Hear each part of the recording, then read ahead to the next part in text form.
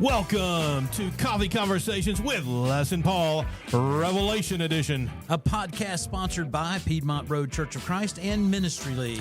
We're here to discuss the book of Revelation, just as if we were asking Jesus himself. I am Paul Spurlin. And I am Les Sandifer. We hope you will enjoy our relaxed Bible-based discussions. Thanks for joining us as we think about and talk about all those things we'd ask Jesus over a cup of coffee.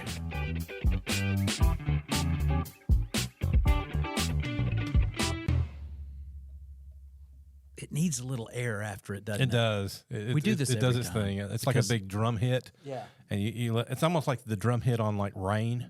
When you hit it and it resonates and you see the water bouncing. You just let it ring. It's like, I was watching a video about a guy that plays bass, and I play bass, and he's playing it, and I'm watching him thinking, you're ridiculous, because he is really good. Yeah. But then he was talking about sitting on stage in this spot between the bass drum and the bass thing over here, and that's what you said made me think about that. You know, just that moment where you hear it and you hear that bass drum ring, you got to just let it go. Oh yeah, you just let it do its thing. Yeah, so it's pretty cool. So and then we jump back over here and we start talking. That's right. The next thing you know, we're talking about stuff. We are talking about stuff. This is very focused stuff. It is. Our other podcast is focused as well, but you know, this one's specific to a topic that's near and dear to A book. a lot of our hearts. It's one specific book, the Book. Revelation. I know. Like it. Not an S. Nope. It There's stands no on its S. own. It's all by itself. It is good stuff. We do want to go ahead and, as we begin the show, thank everyone for listening as we continue this. We are in, this is episode number 5. We will be discussing the next 2 churches on the journey, the 7 churches of Asia, Smyrna and Pergamum. Yes. And we'll get in that in just a few minutes. But we want to thank Piedmont Road elders and church for sponsoring this good show, this venture that we're on, and this journey that we're on to get together. And we also want to thank Ministry League as well for the resources and the location where you can go and find this and other shows just like it. I'd like to encourage folks, if you're listening to this and you find value in it, tell some other folks about it. Mm-hmm. Tell them where to find it. I helped one of our members find the various podcasts at YouTube, which is one place to find it. Right. Or you can go to Ministry League and go to the network, drill down. Whatever you call it, you know, when you click on Drop down box. the network click. All right. And that's where the podcasts sit at the Ministry League, on the Ministry League app. Right. I believe you can also get to them from our website, lifeinchrist.com. I think Is that so. correct? Yeah. I haven't done it from that forum, so Yeah, because we have our own podcast page on the church website. Church website. So. Yeah, lifeinchrist.com. And all things Piedmont Road. Go there and check it out. And if you have Nice feedback on this podcast or others, coffeeconvo@lifeinchrist.com, email address, or text us, you know, Paul or Les, you know, whichever one of us you want to send a ping to. But that'll keep us, you know, kind of on task if you got comments or thoughts or feedback about, you know, what we're doing, where we're headed, that sort of thing. Like Paul said, we've done several lessons here. We are now to the point where we're going to talk about the church in Smyrna and the church in Pergamum. So these will be churches 2 and 3. Mm-hmm. If you've kind of in tune with what we've been talking about, these are on the kind of a trade route journey. So you had Ephesus first. Right. And then they would move up the coast to Smyrna and a little farther up to get to Pergamum, but not coastal. Yeah, look up a little more inland. Look up the map there. As you said, it is right there on the beach, off the water. You got a line here and then a line there, and it brings all 7 together. Just look at it. We did that for our folks here at Piedmont Road a few Wednesdays ago, to kind of give them a visual of where we're talking about, and some are hundreds of miles apart. So yeah, and it's interesting when you look at the visual of the churches in the circle as we put it up on the screen. One of the things that particular map showed, and I thought was interesting, if we can try to get a visual around this, this is what's now modern day Turkey. So it's Asia Minor, but there were a lot of other churches that we know the names of that are in that general area. Yeah. They're not one of the 7 listed here, but they are there, Colossae being among them. So there's some other churches in the area. Atala. Just kidding. I don't. It looks like Atala. I've got it. Yeah, at some point I got to figure out why that seems so familiar to me from a Bible perspective. But anyway, part of the concept being that those 7 churches were the key churches as listed in Revelation, but would lend itself to how easily it would have been dispersed to other areas other churches in the area, Phrygia or Pamphylia, those regions. Yeah. Where some of those are Iconium, Derbe, Lystra. I'm just thinking of some of those that Paul referenced on his missionary journeys. Right. Colossae. So anyway, just interesting. They're all kind of in the same area with these 7 churches. For sure. Kind of cool. Yeah.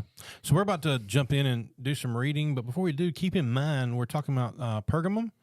I think that's what we're starting at. Smyrna. Smyrna? Yeah. I'm jumping ahead, aren't I? We're starting with Smyrna, and then we'll be at Pergamum, which is also known as Pergamus. Yes. And so we'll get into that in just the compromising church. But we'll start here with verse 8, if you'll follow along with us in chapter 2 of Revelation. And the angel of the Lord, the angel of the church, actually, in Smyrna, write, "These things says the first and the last." Man, I love how he uses that so many times. Oh, yeah. He revisits to make sure you understand. Mm-hmm. Who was dead and came to life. I know your works. He enters. I love how he enters this every time because this is Jesus. And this is what I told you before. I may say something I'll read, but this is Jesus saying, "I know you are. This is where we are." And so that's the way it is for every church. He knows I know who they you are. Exactly. Yep. Tribulation and poverty, but you are rich. Yep. And you're going to make a good point about that in a little while. Yep. And I know the blasphemy of those who say they are Jews and are not. Sounds like a similar problem in Ephesus if you think about it. Yep. But are a synagogue of Satan.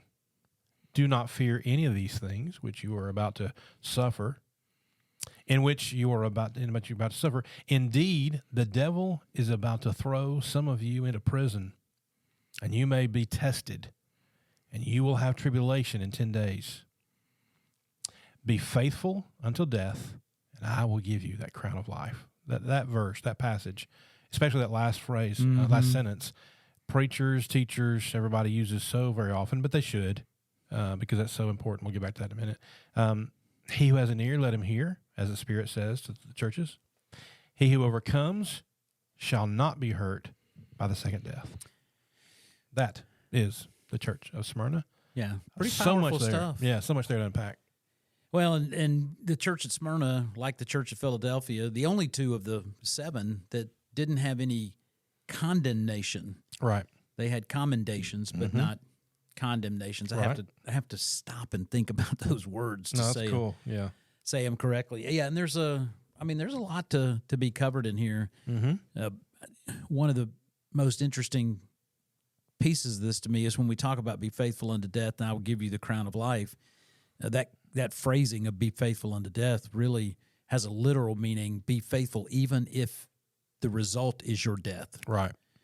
So it to me, it bears just a slightly different feel when you think about you may be put in a situation where the result of your faithfulness is that you die for it. That's not something we feel a lot in our lives, is it? No. I mean, we just don't have that experience. Right. When we're talking about, I mean, we look at this church, and this church is in a place where the Roman Empire is weighing heavily down on them. Well, tribulation is the mainstay. That's right. there. And for us, it is as well. But the devil is a lot more subtle with us today than what occurred in the first century. Especially for or it seems where these people were living. Exactly. Now, I think about our brethren over in India. It may be they may feel more like. So this, sorry, my man immediately jumped off to something that you and I have talked about before, and that is this concept that we relate to these experiences kind of on a personal level. That's what we do. And these 7 churches represent the church kind of as a whole. it doesn't. We can't think of these as one-off situations for each of them. We have to look at them as the whole. Right. So if you look at this particular church and you think about what some of our brethren in India may be facing, this may speak to them more than it does to us. Mm-hmm. It's kind of where I was going with that thought. Yeah, that makes sense. Their tribulation may mirror this tribulation. That's true. Which is exactly the point of why we have 7 churches, because our situation, we're going to get into the idea that Laodicea is the church that was rich but poor, because they were rich in this life but poor in spiritual, right? For sure. Maybe we're going to find that sometimes in our lives we're Laodicea, and not the other side of this, that's right? True. Yeah, unfortunately. So anyway, jumping ahead to you're good. We don't want to get all the way to Laodicea at this point in our lives. Yet. Not yet, but anyway, you're right. Their stuff here is about tribulation. I mean, he literally says that. And he goes on to talk about their poverty. Mm-hmm. You know, the backstory with that particular word is that it means destitute. Mm-hmm. Right? Again, something, Paul, I'm not sure you and I have a true relationship to like they did back then, being destitute. Right. No. Thank goodness. We probably have some poverty. I mean.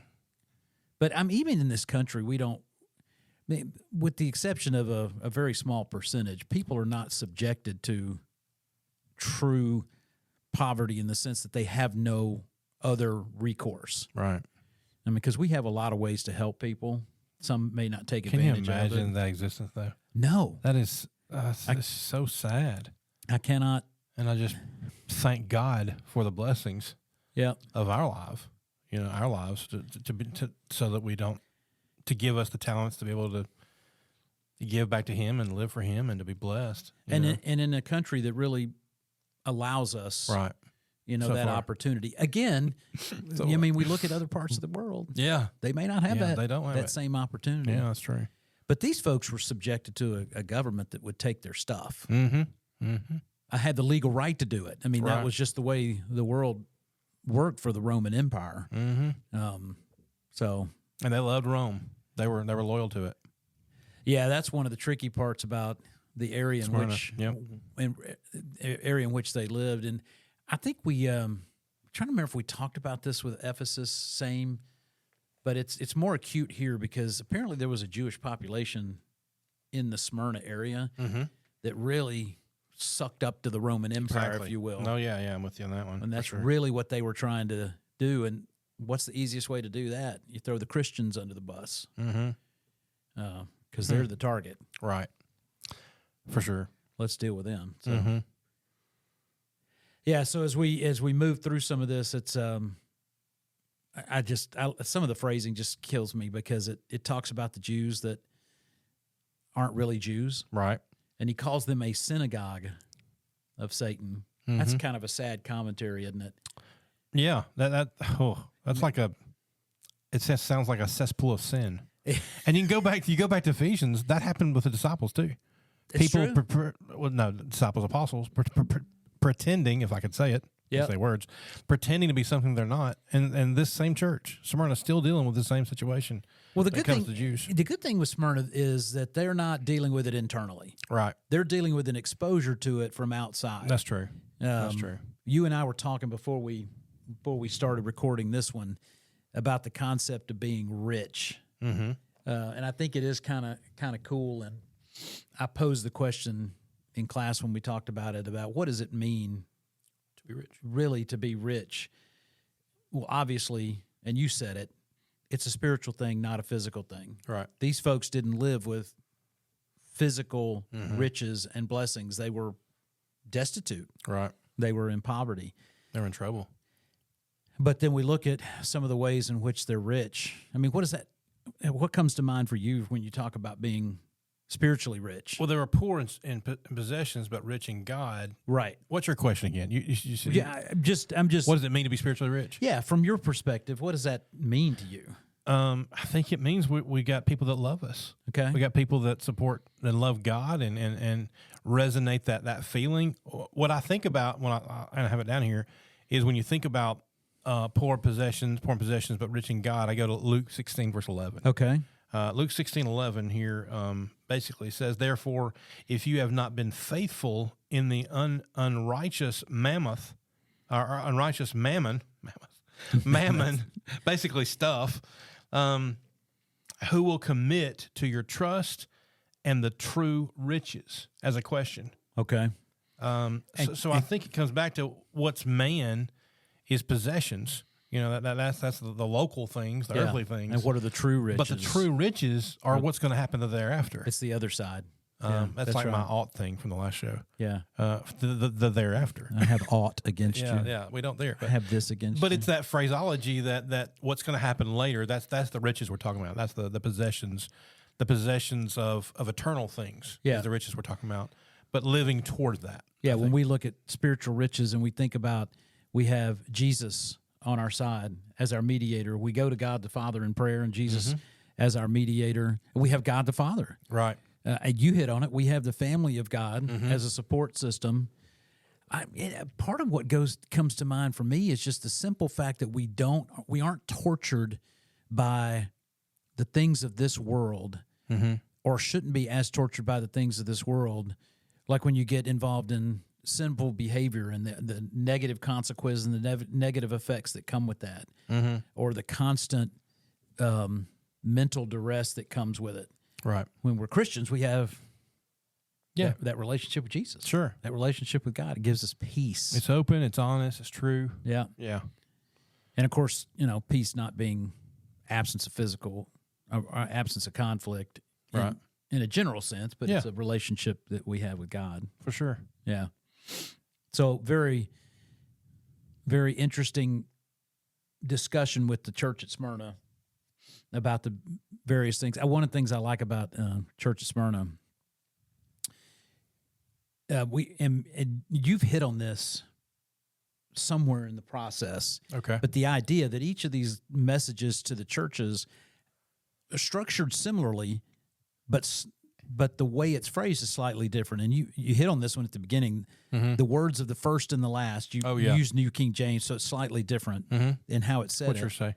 The words of the first and the last is the way that phrase leads in. I don't remember exactly how the New King James puts it. It's slightly different, but it still uses first and last. Yeah, it uses first and last. Alpha and Omega, beginning and the end. Right. And then it says who died and came to life. Really kind of giving us this powerful representation that Christ has the power over death. He's back, for sure. And, what does that mean to the folks at Smyrna? It should show the strength of Jesus. It does. And it shows who's going to judge us in the end and who's going to control where you spend eternity. Right. Well, it's not the Roman Empire, no matter what they think they can do to you. Or any entity on earth. Or any entity on earth. Yeah. Oh, I have a footnote now that I'm thinking about it.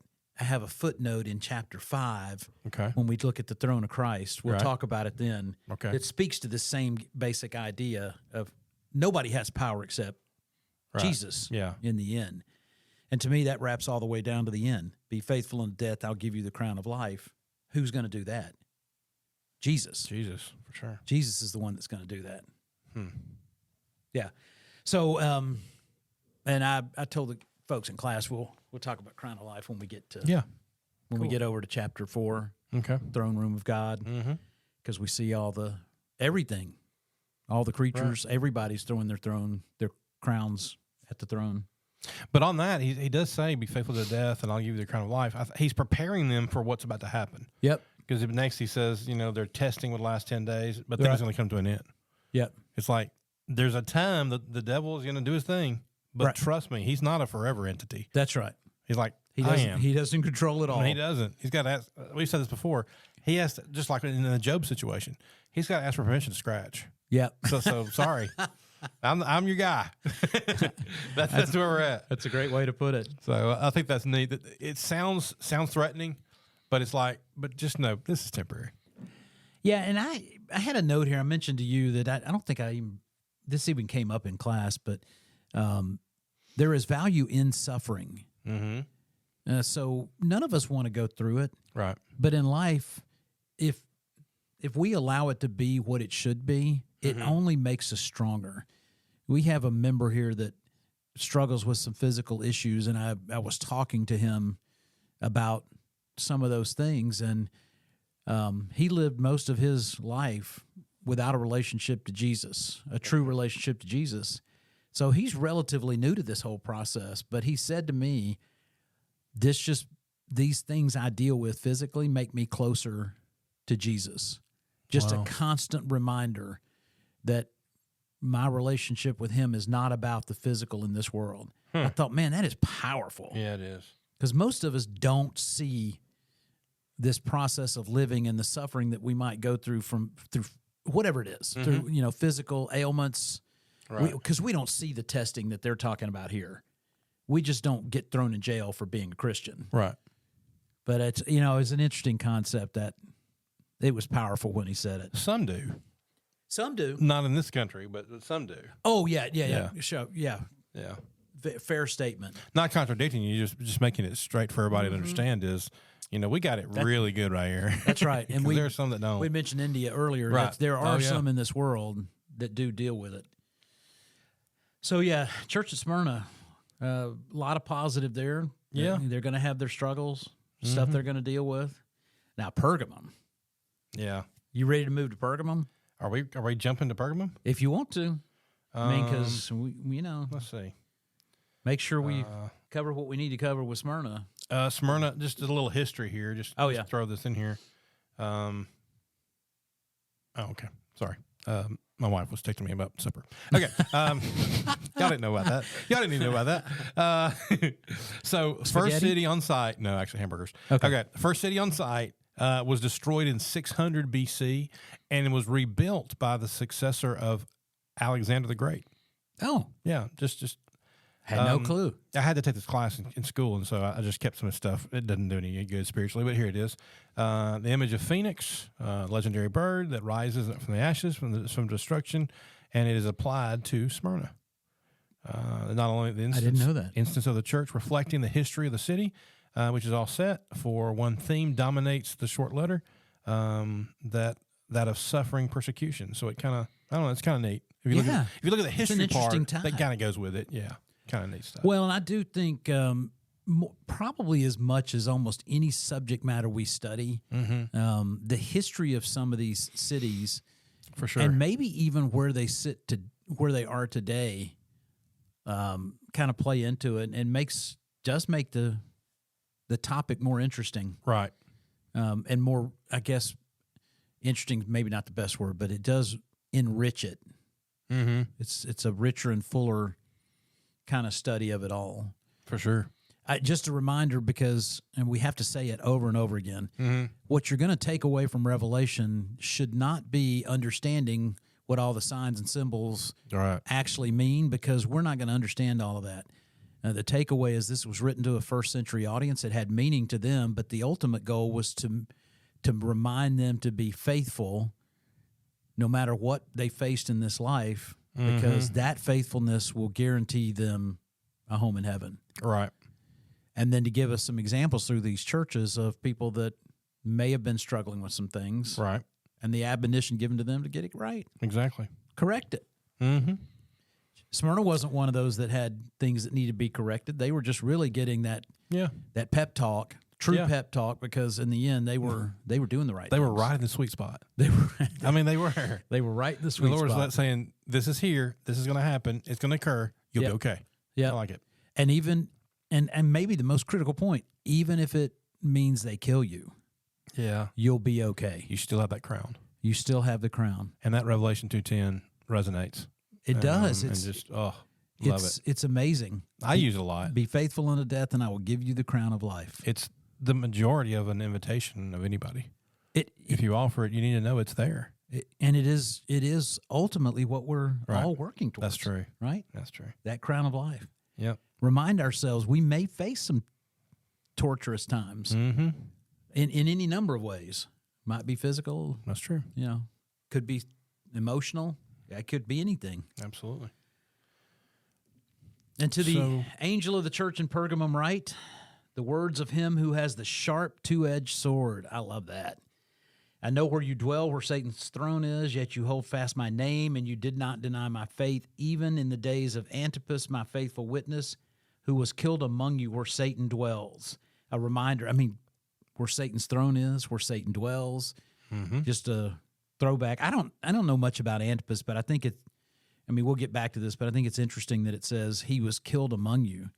So I'm guessing that they had some experience here with Christians being killed for the faith.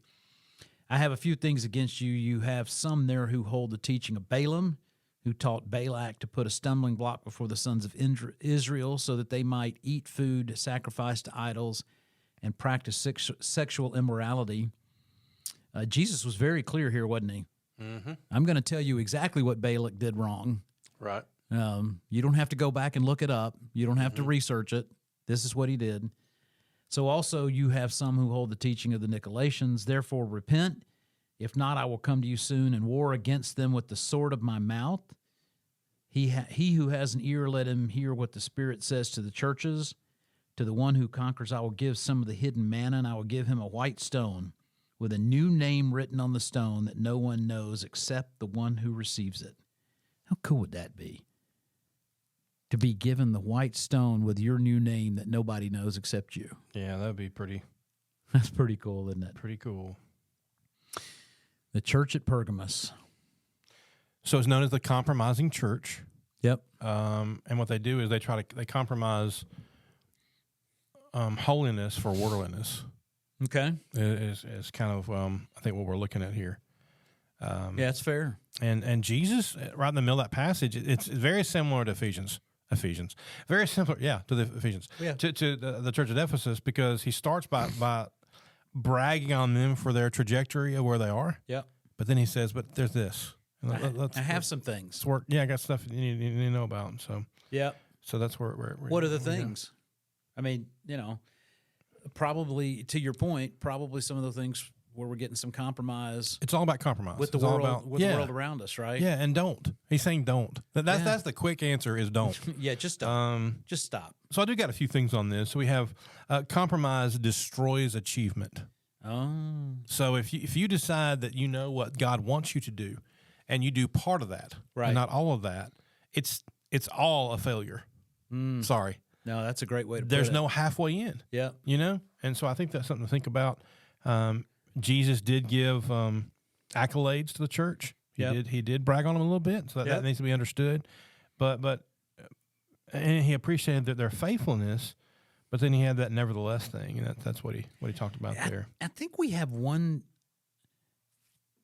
I should know this off the top of my head, but I think we have one church in the mix where he does not give a commendation. I'll have to we'll see it as we go through it, but I think there's one. But other than that, what was going through my mind was what you just said. I mean, he does give them some kudos, right?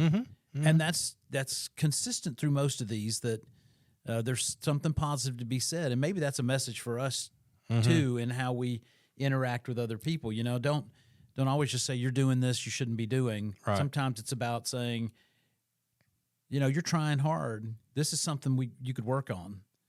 Or maybe you say it to yourself. This is something I could work on, whatever. But but yeah, that's a great point about the compromise. I have a few things against you. But compromise does allow worldliness. It does, and I think about what you said about the Nicolaitan. I mean, the compromise and applying it to maybe the Nicolaitans. We've talked about it before, but just like this Balaam thing, there's this worldly practice that involves sexual immorality for them. It was big among the Greeks, incorporating that into their religious practice. So you're right. They're in a world where they're heavily influenced by the things around them, and they're allowing that to compromise. Well, to take the time frame, it's compromise of the Trojan horse. I mean, you are hiding what you think is truth, but it's being presented, and you're living in a way in which it's not. Yeah. And so that it's the Trojan horse of worldliness. It's bringing it in. Do we do that? All the time. Yeah. So it's not a problem that's gone away. It's still a thing. That's a challenge for us today. And that's what I said earlier, and maybe on a different show, but about the world, how crazy it is. Right. I know it's always been crazy, but it just seems especially more now. Yeah. I guess because it's current. But it's what we're living. It's a different shape of things. Yeah. What was, and it's funny because we tell our kids, or tell kids in general when you teach teenagers, you're like, well, or I know parents will tell kids, well, in my day, and these kids, they turn it off. Yep. Your day was black and white, mom and dad. Right. Now this is different, and it Your is day different. was knobs. Exactly. Knobs on the TV. You had a tube. You don't know what this is about. But it's just, and it is in a different shape and a different fashion. But again, it's the Trojan horse. You create it in a picture that is pleasing. No matter what year it is, no matter what day it is, the devil's going to find a way to make it look good to you. And it's interesting what you said, because the kids will do the same thing. Yeah. There's going to come a point where they're going to say, back in my day. No, it'll repeat itself. They don't say it won't, but it will. And that's but to me, when you saying that makes me think, this is exactly why we have these messages of these 7 churches, because what they were experiencing, we are going to experience, right, in some way, shape, or form. It may be a little bit different depending on which church you're talking about or which age we're in. But Paul, you and I live today, and we're experiencing some things that we can grow from what they experienced. Right. Your kids will experience it, and then your kids will tell their kids, right, and they can learn from it. We don't need to pretend like this book was written about something that's going to happen in the future. And it happened to them, and it happens to us. And part of that came from it's all about the morality system. Oh yeah, and it tore it up. So it's mentioned about Balaam there, and if you don't mind, I'd like to just kind of mention something about that. You got Numbers 25, 1-3. Yep. Where while Israel remained in Shittim, the people began to play the harlot with the daughters of Moab. Yep. For they invited the people to the sacrifices of their gods, lowercase gods, because they said there, because they think that it's not the ultimate God. And the people ate and bowed down to their gods. So Israel joined themselves to Baal of Peor, and the Lord was angry against Israel, as well he should. When you're joining in with a situation of sinful activities, be ready for Jesus to come in and give you a backhand. Yeah, I mean, that's just what it is. And in the Nicolaitans situation, there's a reminder to them that many false doctrines can creep into the churches, and doctors can come in and hated situations because these are despised by God. And not dissimilar to Ephesus. Exactly. Because Paul told the elders at Ephesus, that's true, in his last discussion with them, beware of the false.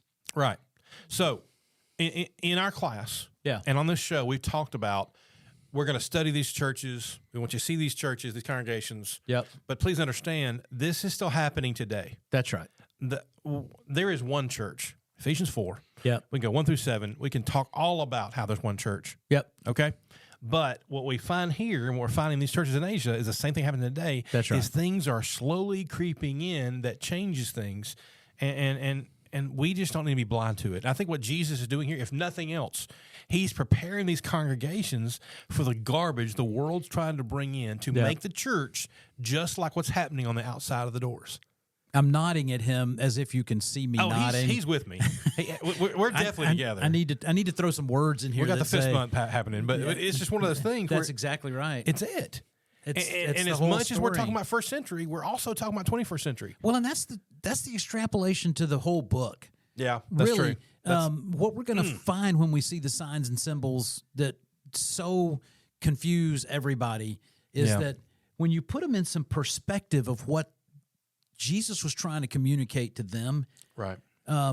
It's not really that tricky. Mm-hmm. We talked just a brief bit in the class about chapter 6, where we get into the 4 horsemen. Mm-hmm. Really, the concept of the 4 horsemen is understanding how man, the cycle. One commentary called it the cycle of man's vanity. Mm-hmm. But it's this over and over and over again process. There's no magical, mystical thing about 4 horses riding into some apocalypse, blah, blah, blah. I mean, really, it's just about understanding it's a representation of how man constantly enters into this cycle of sin over and over and over again. And you're so right. Really, it was relevant to them, and it continues to be relevant today because we still see the same things happening. We still see this stuff creeping into the church if we're not absolutely diligent. I will go ahead and give a little bit of praise to our eldership. Oh, please do. And the elderships, because I've been at this congregation since I was 12 years old, and I'm now 59. That's a long time. And I've seen elderships come and go, with the exception of one issue we had many, many years ago. I'm very proud to say that our eldership has stayed true to God's word. Awesome. And we have not had some of this creep in on us. Oh, yeah. So we got, we got a few minutes left here. Well, their reputation precedes them. Yes. I've been here 4 years. Yep. I love it. But I would never have gone here if I didn't hear and already look into what is the Piedmont Road Church all about. Yep. And, you look at who has preached there. You look at who their elders are. You look at the works they're involved in. And the same is church with these congregations here. You look at them. What have they been doing? What's their reputation? What's their what do they do? And what Jesus says here in verse 16, he says, you got a choice here. You can repent or else. Yep. I mean, he's going to show you the sword from his mouth. And I'm like, what? I know it's amazing. I think I'm going to repent because I don't want that. I'll take that option. Yeah. And in verse 17, the admonition that's over and over again in here, he who has an ear, let him hear. To me, that's the statement that goes with a sound eldership like we have. That's right. They are hearing it. Yeah.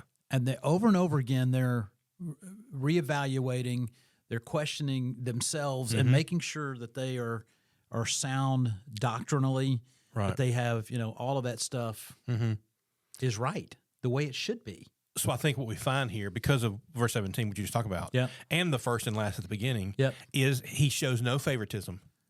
He's bringing the same thing to every church, yet he's meeting them where they're at, what they're dealing with. That's true. With an encouragement afterwards. And we've talked about it. He knows them. He does. And that's really one of the messages that's threaded through all of these churches. Jesus knows who they are, meaning Jesus knows who you are. Jesus knows who we are as a congregation. He's there with us all the time. And I think you may have said this on our other podcast, but we sometimes live as if we don't really recognize that he's with us all the time. Yeah. So we make decisions that way, but he's with us. He absolutely is. And I'll tell you this is a neat little illustration. It's so short. It's like when you wear the white shirt on Sunday because it's Sunday. It's a Sunday shirt. Yeah. It's your Sunday. Never eat anything that you have to use ketchup. Because once you get ketchup on that shirt, you'll never get it off. It's a fried chicken day. It's a fried chicken Don't do day. things you can't undo. Wait. You see what I'm saying?